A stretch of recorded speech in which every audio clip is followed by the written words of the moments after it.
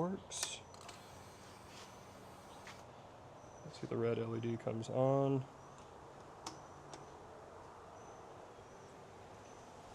And the phone is charging. What's up, everybody?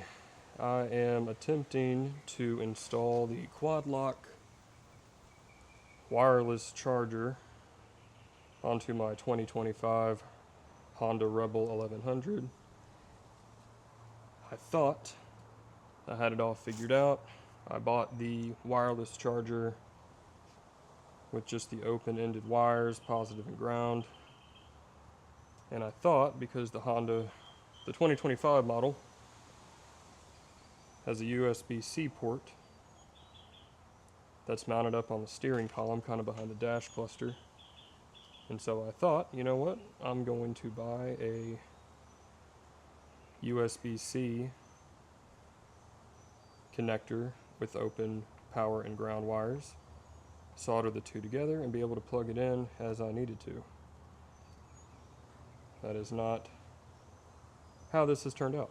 So, coming out of the factory USB-C connector is only 2 volts. Going in is 12, but it steps it down to 2. So I was attempting to plug in something that steps down 12 to 2 into a connector that only is putting out 2 volts, which obviously is not going to work.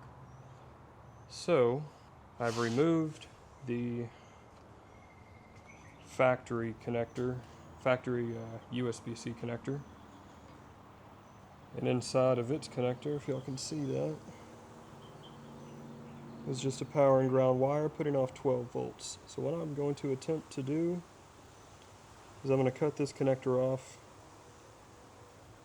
I'm then going to solder 2 wires here, solder those to those wires, and I've already tested it. I know this thing gets power, has a little indicator that fires up red, and everything should work. Alright everyone, real quick update here. I went ahead and mounted the wireless charger where it's going to be. I took a measurement of how much wire I'm going to need up here, and I've gone ahead and made kind of rough connections of the wires just to ensure that it works, and it does. So you can see a little red LED pops back on. I can take my phone and it begins to charge. So awesome that works. I'm going to go ahead and get this cleaned up and soldered, and then I'll update y'all back once I have everything cleaned up. Alrighty, so you can see here, this is where the open wires were, soldered each side, wrapped each side individually, and then I wrapped the whole thing, and honestly it looks pretty OEM. Zip tied where the harness was originally, and then I kind of secured the excess wire here to the bracket that the other USB-C connector was attached to. And the only thing I gotta fix still on these Quadlock mounts, they got 3 little arms that come off for the vibration dampener. You need an individual one facing the bottom to support the weight, and I'll show you why here in a second. You can kind of see already it's a little loose. It's not because anything's loose, it's just the vibration dampener doing its job, and this thing's relatively heavy.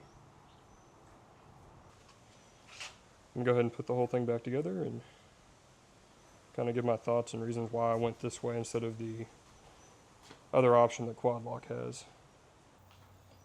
Alright y'all, so this is kind of the final product here. Got the factory cover put back in place. You can see the wire going back behind there. Everything looks, I don't know, pretty OEM to me. I'm really happy with it. I did go ahead and adjust the Quadlock vibration dampener to get that arm down at the bottom to keep the phone stable just because it's so heavy. But yeah, everything works better than I could have hoped. So I'm going to give you all a breakdown of kind of what my thought process was doing this.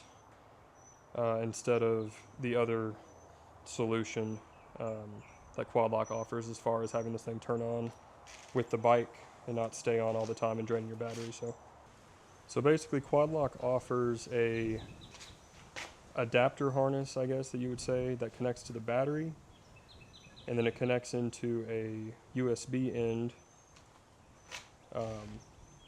for the wireless charger. So they have two options. You either get the one with the two open power and ground wires, or you can get one that has the USB port at the end of it. So you would then run it along the length of the frame underneath, and then you would get it up underneath the seat here into the battery compartment underneath the seat. And that USB connection, from what I've seen, sits somewhere in here, or some people put it down here, and it's blue, and you'd have to wrap it to get a blacked out look, and I don't know, it's just too much money for me to justify trying to go that route when I know that there are battery powered on options somewhere on this bike. You just kind of got to find them. So hope this helps. I was beating my head against the wall trying to figure this out for days, and no one's made a video on it yet, so I figured I might as well do it. But yeah, let me know what y'all think. And I'm going to continue doing things to this bike. Probably going to film them. So y'all look forward to that. Peace.